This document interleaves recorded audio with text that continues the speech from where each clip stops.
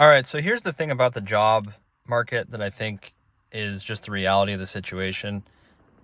A lot of jobs are going to be outsourced like they have been historically, or, basically technology or artificial intelligence is going to replace a lot of the jobs that people are in now. And we've already kind of seen a shift to the blue collar. Like that's been more of a stable type path right now because those jobs are somewhat always in demand, where you have services or plumbing, electricians, carpenters. You machines, at least right now, still can't do those jobs. A lot of the soft skill office jobs are becoming not obsolete, but they're just downsizing them, and they are outsourcing potentially, or just technology is taking over what used to be an office type job. And it might be a good thing in the short run because it cuts labor costs for the company. Obviously, you lose out on human capital, and you lose out on maybe customer relationships that real humans have with the customers, as opposed to just someone in a different country or like a call center. So that's probably going to continue to happen. It's not necessarily a bad thing in the long run. A long time ago, people, maybe were scared that they were going to lose their farming job, or scared that they were going to lose their job in like a more of a factory type setting before any sort of robots or anything came in. And it just sort of evolves, right? You still have people working in factories and people that are overseeing machinery, but you don't have as much manual labor anymore. A lot of machines are now designed and are more efficient in doing that labor, right? Industrial revolution, people picking cotton or working in the mill, working with their hands, doing a lot of manual labor. Life has become a lot easier because of technology. You could have said at the time, though, like those people were losing their jobs or they were being displaced, which was true. So in the short run, it was bad because they would maybe lose their job or not have a source of income. But in the long run, they, everything became more efficient. The economy became more efficient. And those people, whether they liked it or not, were forced to find a new occupation or to do something, more productive than what they had been doing.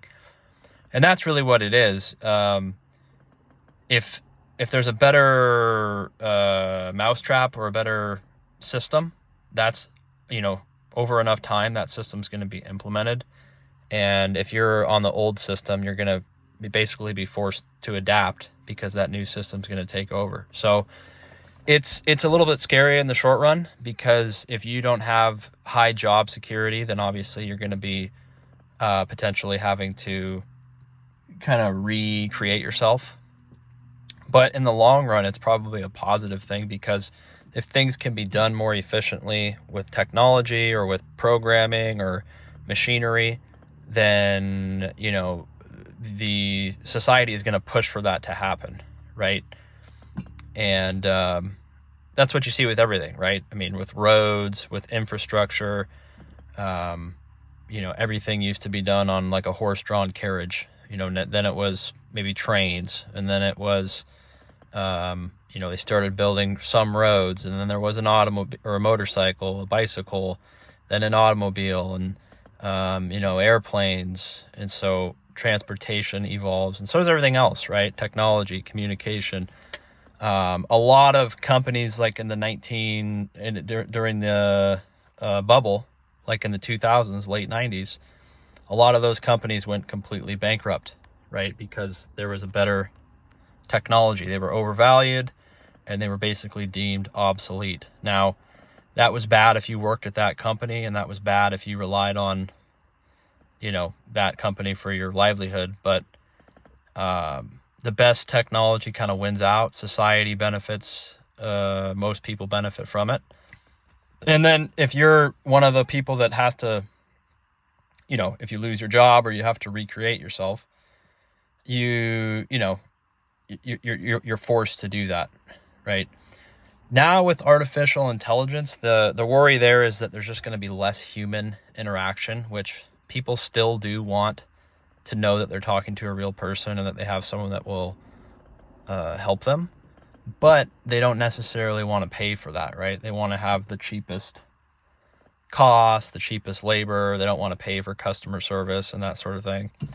So it's kind of like a fine line right now. You don't want to fire all your workers, but you also want to, lower your operating costs and lower your labor costs so that the company is doing well and is making a good profit. So short run, obviously people can be impacted and lose jobs, but I think in the long run, it's better for society because it makes society more efficient, right? Better technology, more efficiency, more output, and people can specialize in different areas of the economy versus just doing a kind of a general type job that doesn't really, produce a lot of value. If a machine or if a better procedure can do the job more efficiently and better than a human, I think it's going to move that way. And humans are going to have to, find something. That's kind of the issue right now. It's like, okay, well, if you have a bunch of people that are losing their job, what are they going to go do, right? How can they become economically viable? And that's always been the question, though. Even like I said, back in the Industrial Revolution or whatever, when all these people get displaced, then they have to, like I've said, they have to recreate themselves and find new ways of being productive or better the economy in some way. So it's really tough for the person that's relying on that job, but in the long run, it tends to benefit society or make everything more efficient. So let me know what you guys think on that. It's an interesting topic of conversation. You can like the video, you can comment, you can subscribe for more, and we'll see you in the next one. Take care.